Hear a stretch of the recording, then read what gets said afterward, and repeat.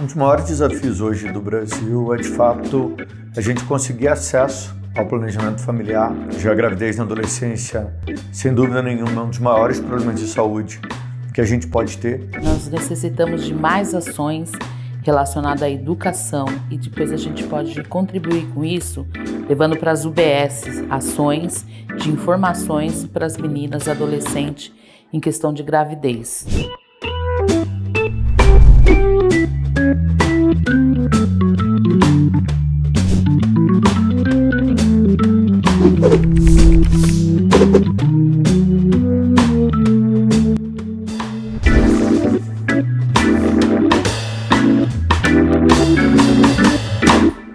Mônica, hoje uma das coisas mais difíceis que a gente encontra numa unidade básica de saúde é encontrar uma adolescente gestante. 30% das adolescentes que ficam grávidas abandonam a escola e deixam de estudar. Como você acha que a gente pode resolver esse problema no Brasil? Eu acho que todo tipo de problema é através da educação, através da formação, através de informação para a família, né? Porque isso vem muito da formação cultural de algumas famílias, a questão da gestação na adolescência. A gente pode observar que muitas vezes essa questão da gestação prematura já vem de mãe, né? Então, para a filha, ela pode achar até que é uma coisa normal, mas enquanto a gente não investir nessa questão de ações de educação dentro da escola, aproveitar as UBSs para a gente poder minimizar esses efeitos, a gente não vai conseguir fazer muita coisa. Mônica, eu acho que, além da educação, a gente tem uma dificuldade muito grande hoje no Brasil, que é acesso aos serviços de saúde. A gente ainda tem 30% da população brasileira não tem uma equipe de saúde da família, não tem uma unidade básica qualificada e devidamente estruturada. Muitas mulheres não conseguem fazer o seu pré-natal, e o pré-natal na gravidez da adolescência é um pré-natal muito mais complexo. Então, a gente estruturar uma boa equipe de saúde da família, investir no Sistema Único de Saúde, na atenção básica, faz muita diferença. Ter uma consulta de enfermagem de qualidade, a gente poder ter um agente comunitário mapeando os principais problemas é muito importante. Hoje, no Rio de Janeiro, por exemplo, 30% das mulheres não planejaram a sua gravidez, não tiveram uma gravidez desejada. Na gravidez na adolescência, isso ainda é muito maior. Então a gente tem um problema de planejar e também tem um problema de desejar ficar grávida naquele momento. Eu não trabalho em rede pública de UBS, né? A minha convivência é mais hospitalar. E o que eu deparei, né, quando eu trabalhei em alguns meses no sistema de obstetrícia com adolescentes grávidas, né, que ganhavam os seus bebês, e muitas vezes dessas adolescentes, quando eu ia para um hospital público, elas eram, a maioria das vezes, usuárias de droga, tinham seus bebês e, infelizmente, esses bebês às vezes nasciam ainda com o efeito das drogas que elas consumiam. E o grande problema disso tudo é elas aceitarem a maternidade, que é aquele momento da amamentação que muitas delas não querem amamentar, justamente para não criar vínculo com os bebês. Isso tudo porque são adolescentes, ficaram grávidas assim prematuramente, não tinham informações, não tinham conhecimento, também não procuraram o serviço de saúde.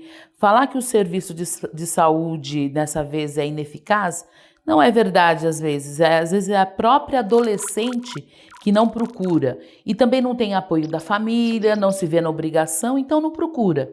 E aí você tem um bebê que às vezes nasce prematuramente, nasce com problema, e o mais triste também é que elas às vezes não aceitam o bebê, acabam abandonando no hospital, que muitas vezes acontece, e esses bebês prematuros acabam ou morrem, né, dependendo da patologia que eles acabam trazendo, ou vai para adoção. Eu era médico de família lá de Manguinhos, uma comunidade do Rio de Janeiro.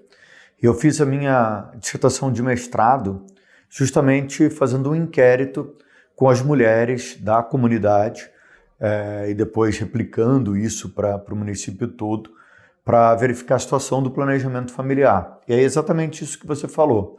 7% das mulheres que não planejaram a gestação tentaram até provocar aborto, e essa incidência ainda é maior nas menores de 18 anos. Também 27% delas, das adolescentes, relataram não desejar ter o filho no momento do nascimento da criança. Isso é muito duro, isso acarreta muitos problemas sociais para essas mulheres. Aproveitar e fazer uma propaganda da minha dissertação de mestrado, basta procurar Daniel Sorães, Planejamento Familiar, que está lá, que tem vários dados estatísticos com exatamente o que a Mônica colocou.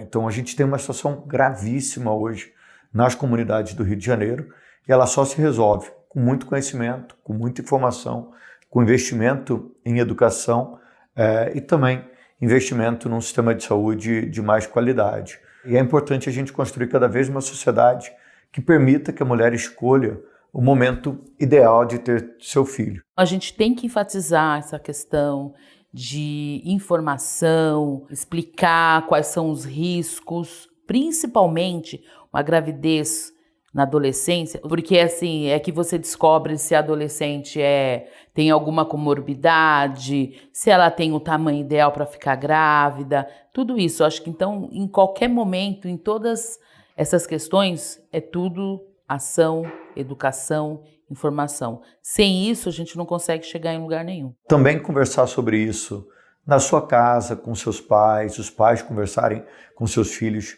é muito importante. Sempre a unidade básica de saúde precisa dar espaço para esse tipo de conversa. Às vezes uma série de preconceitos atrapalham essa relação.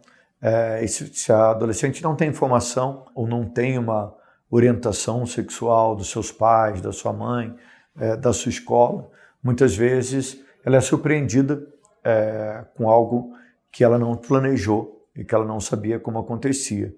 Eu lembro de um caso de uma gestante que estava com 40 semanas já, adolescente, escondendo da família que estava grávida esse período todo.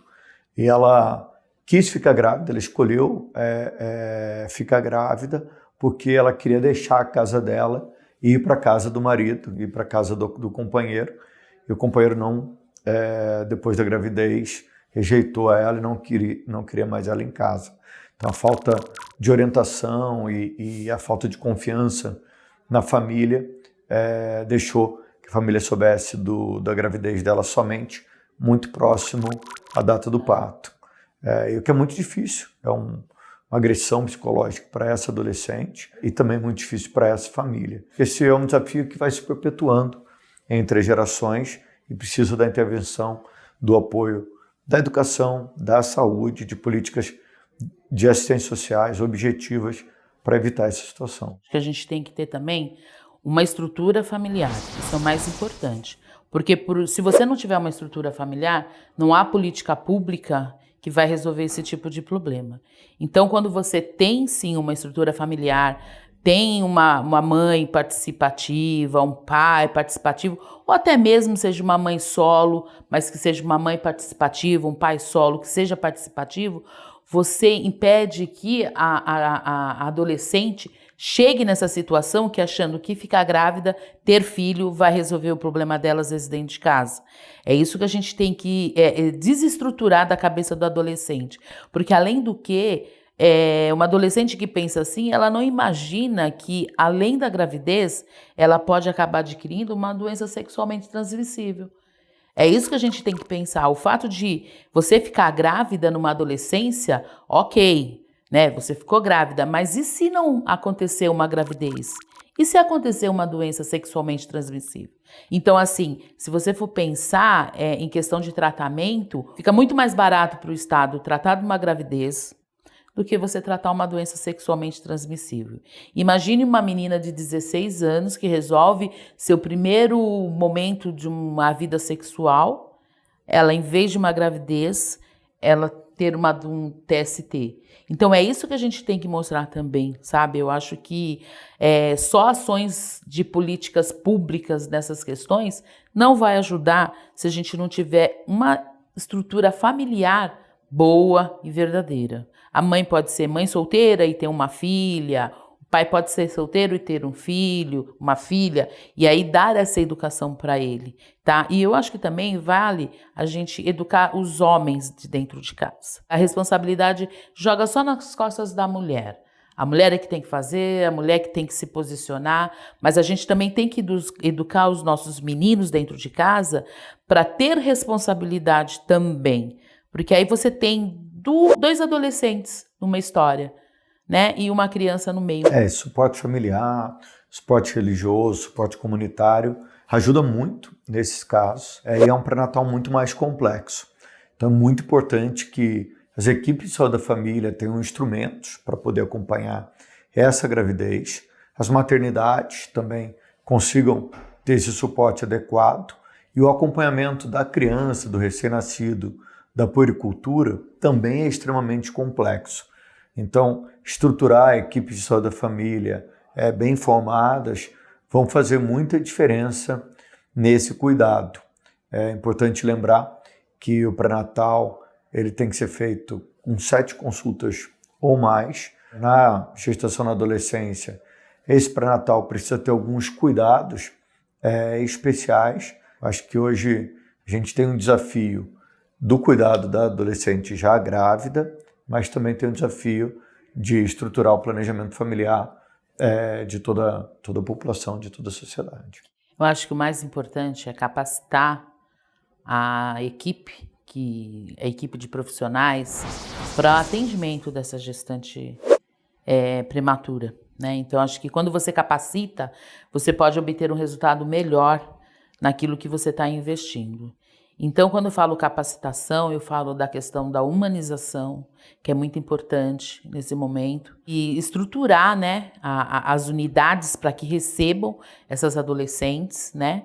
Porque o Sistema Único de Saúde, eu acredito que é um dos melhores sistemas que nós temos, mas eu acho que dá para melhorar, né? Eu acho que tem um diferencial muito grande em alguns locais. Tipo, interior de São Paulo é uma coisa, aqui na capital é outra coisa.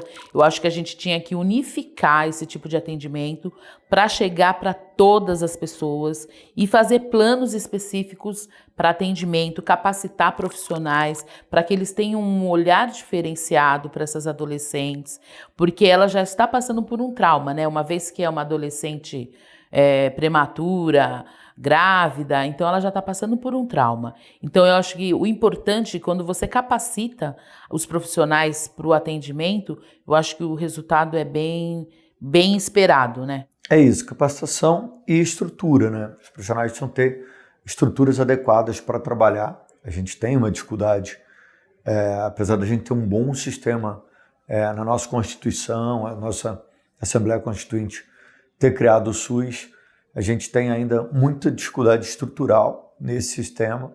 Então a gente tem esse desafio colocado para os nossos profissionais e a gente tem talvez um dos maiores problemas hoje, que é a questão do acesso e de inequidade nesse acesso. Por isso que a gente tem uma mortalidade infantil tão desigual entre as regiões do nosso país e entre as regiões dos próprios estados. Não é uma situação simples, mas é possível a gente construir um sistema de saúde, como a Mônica falou, que reduza essas inequidades e que permita sistemas de saúde de qualidade. E esse desafio está para o planejamento familiar, está para a gestação na adolescência e está para tudo no nosso dia a dia.